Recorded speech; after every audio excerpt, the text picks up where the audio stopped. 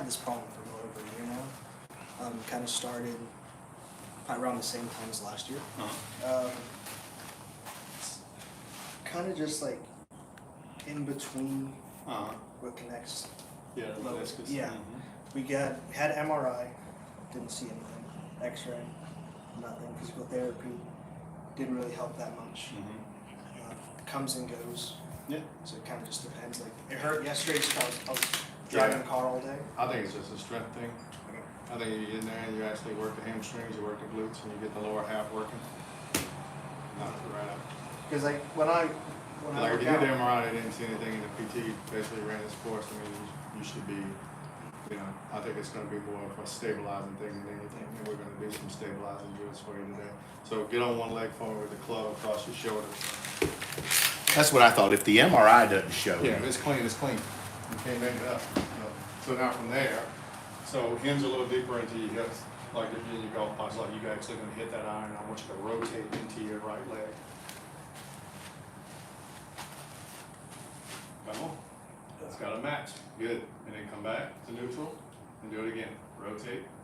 And I want you to feel, that's what I want you to feel. I want you to feel that right hip kind of moving back. yeah, And that's that internal rotation in the hip. Come back to neutral. Do it again. So when we talk about tibial twisting and stuff like that, like you see out of the knee, he's fighting because his knees internally rotate. Well, that's more externally rotate. right? So that's why his internal rotation is lacking. So we've got to do drills, we got to do exercises for him to increase internal rotation in his hip. Okay. Because when he's doing that drill, his knee's pointing over here. Yeah, and it's And that means the hip's rotating outward. So it's like when it goes in, this hip goes out. And that's what creates pressure in the knee.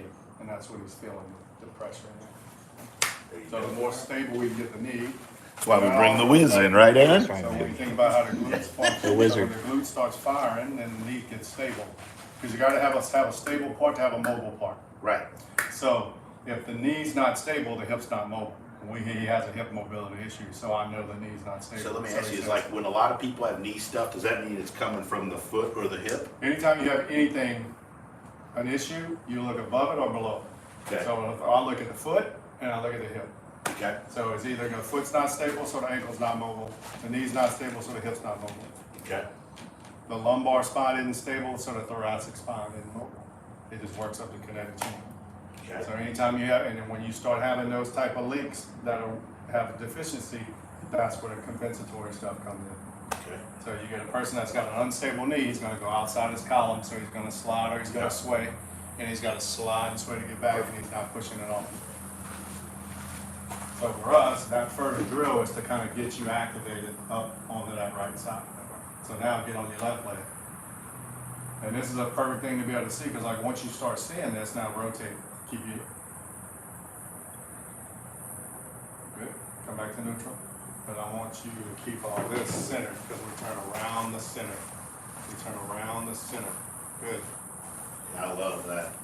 We turn around the center mass, good. This is good here. Pick that leg up a little higher in the back, yep. Turn around the center mass. Good. Two more. And this is a perfect drill. So if you get guys that are kind of coming out of the swing, if they're sliding out in front of it and getting late with the club face, like this is a good sequencing drill that you can get them to kind of activate it from the ground up. So we did the right leg, we did the left leg. Now, hit the I didn't look, was his left leg, Kolby, his knee in as much as in the right? No. They did Not as much.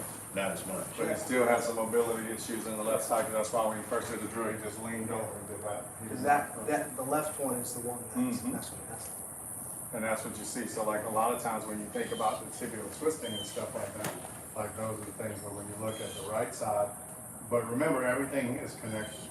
So the reason why you might be getting that pressure in the left leg is because if you're not having deep enough rotation in your right side, everything you stand on that left side, everything's brought off of that left side. So you create a shear force. You create a shear force in your lumbar spine and in the knees.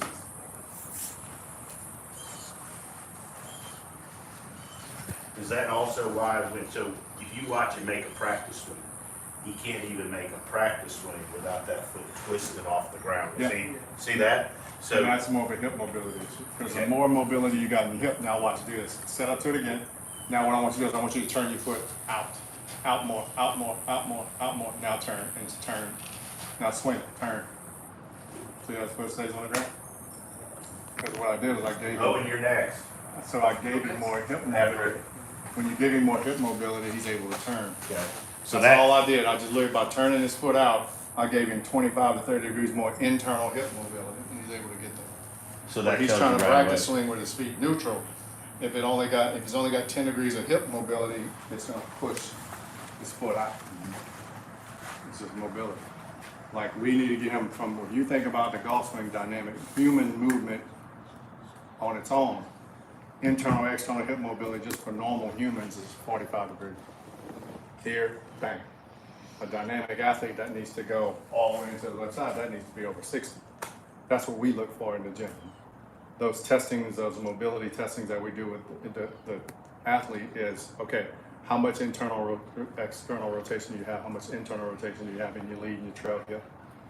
And if it's 20, then I know the glutes don't work, I know the knee's not stable, I know the foot's not stable, and I know the ankle's not mobile. So just that one test can tell me so much about the kinetic chain.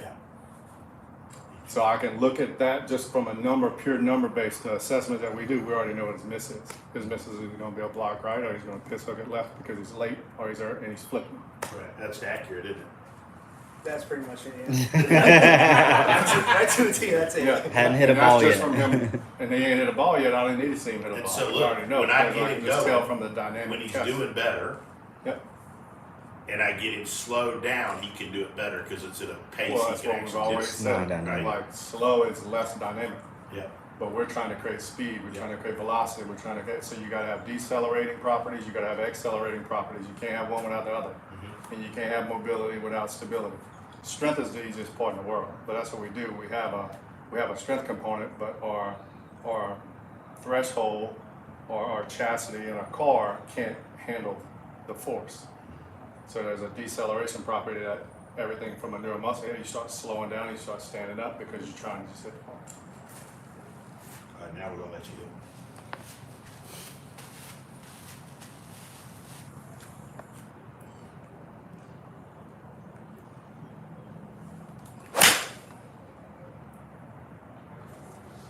And what'll be good for him is if he would do that drill on the range before he hit a ball, he kind of feels more set into the ground. If you just get a guy, he's got all these imbalances, weaknesses, and we didn't do any of those testing to get, that's more of an activation test. That's what I do with my guys before they go play.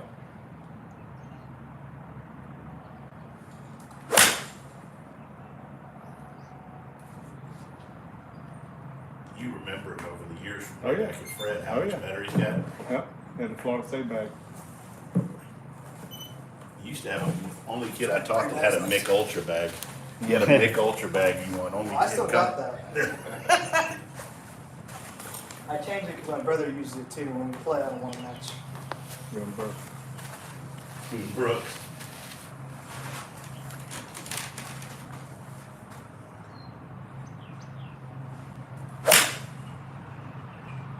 See, like that's strike. Yeah. And his That's foot all. held the ground better there. Well, that goes back to the drill. So all we'd have to do is get on his right leg, 3 swings, get on his left leg, 3 swings, and hit a golf ball. Watch this, Alejandro.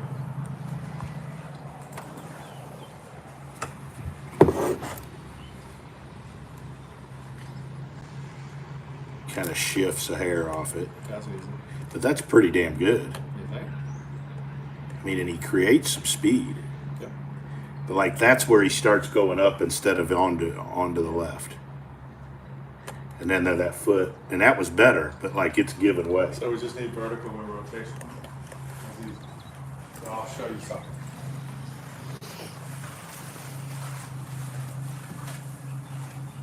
So I gave you this ball. Let me see.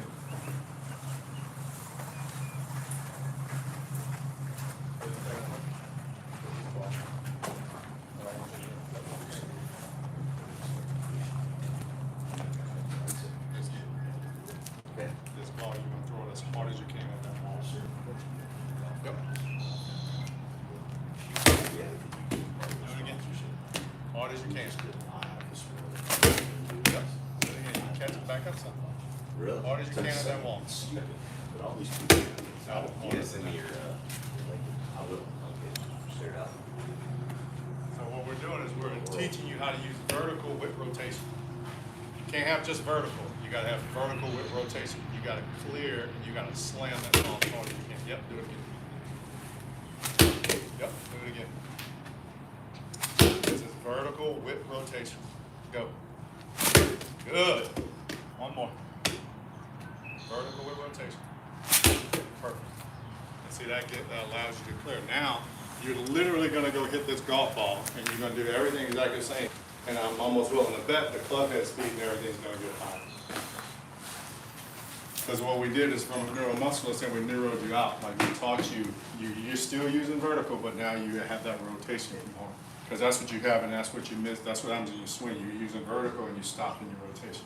That teaches you vertical with rotation. And not wacky.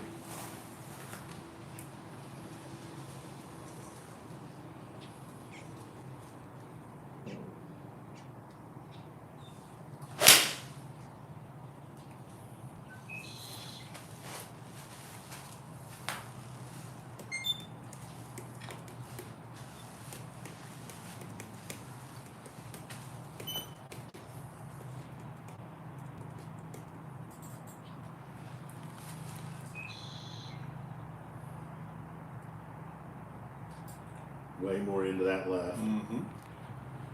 Way more onto it. That's good. How much more rotated out of the way you are and how much more the foot's holding. So you think learning, because I would say from golf swing, we want that to hold the ground more. Yep. So that can rotate, then his chest can go through. So that all starts with him learning to, but him improving the mobility and stuff in his hip. Yeah. It's everything. And then understanding what vertical and all other stuff is. What you need. I want to see what the last one is. Here. Speed? Yeah. So speed's gone up. So this is the last one? Yep. And then the one before that. So You the picked up almost speed's gone up 4 miles an hour from the first one. Oh, see? I mean, it's just patterns. Yeah. And that's why I didn't even have to, I knew your speed was gonna be faster because like you're using the ground, but you're using rotation. So look, you got Alejandro, that drill that he had you do on your one leg, man, you need to do that when you're practicing. Let's do it again. Do 3 swings on the right leg, 3 swings on the left, and then hit the ball. That'll take care of that shift off the ball also. See, and now if you come see the way the knee's tracking way better than that. Yeah. See how the knee's tracking in front now? See how it's like it, see how it wants to go that way, but watch when he loads it now. See, that's what I was telling you before, that goes back, see how he wants to lean over there instead of rotate? So you gotta have your center of mass here, and then rotate around that. Yep. That hip moves back. Yep, just like that. Now hit one.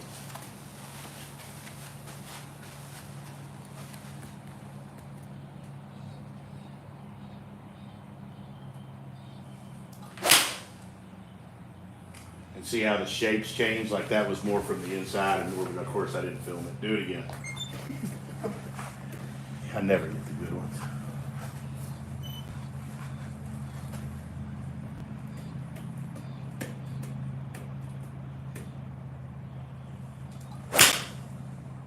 Good. Feel better? Yeah. All right, one more, and then you send us Owen in. Make up some time here. What time you gonna be ready? Well, It's right around 12:30. that's easy.